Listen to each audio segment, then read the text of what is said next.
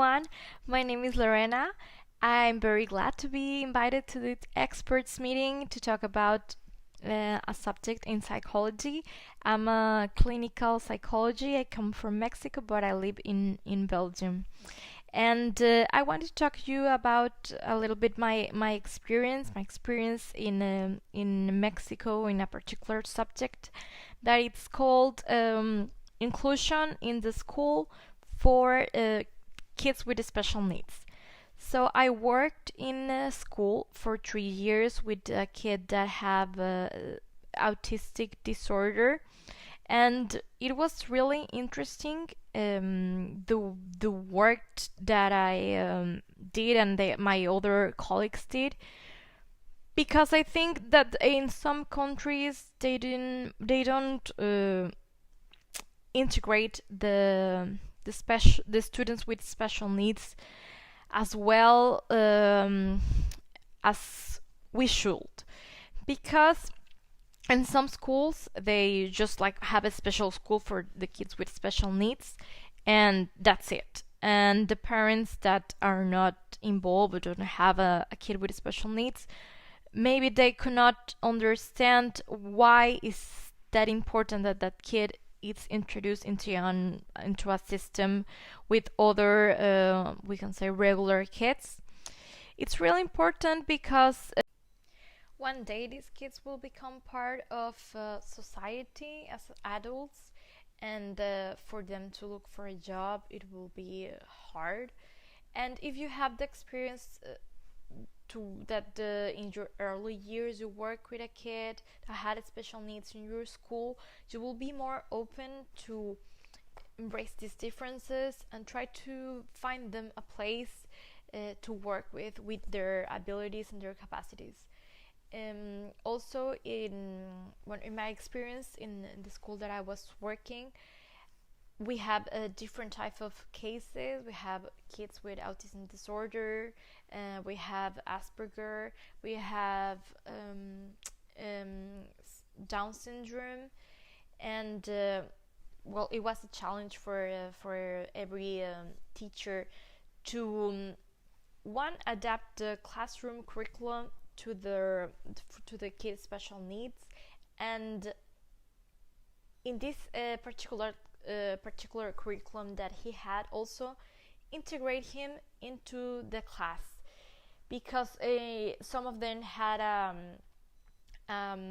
they were in a lower they were like in a third grade class, but their knowledge was like a kid from kindergarten. So the challenge for the special needs teacher, and for the teacher and for the classmates and for the kid also, was to make him feel part of the class.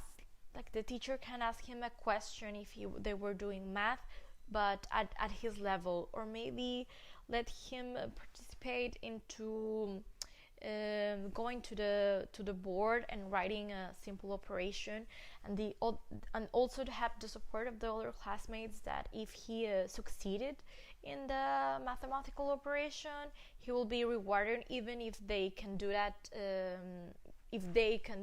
easily, but make them understand that for him it was a real challenge to do a simple operation, for example. So it's working a lot with conscience, and it's great also for the other kids to learn and learn how to help someone that have different needs than theirs.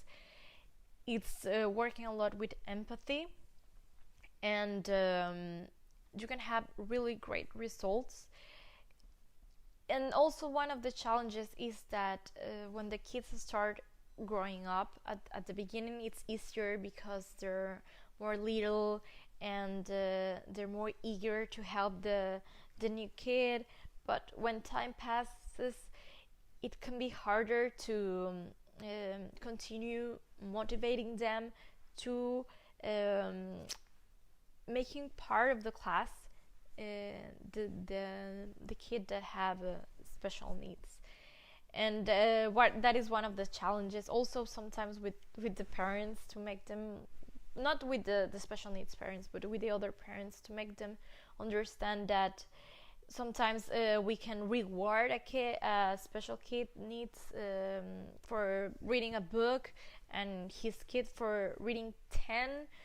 But sometimes, and it's incredibly as it sounds, the parents have trouble realizing that. But if the kids, since they are little, you teach them that, you can have great results, and as adults, when they grow up, they will understand, and they will be more empathic than maybe the adults that we. I think really nice initiative. So I wanted to let you know a little bit of this, and thank you very much for hearing me, and I hope you have a great day.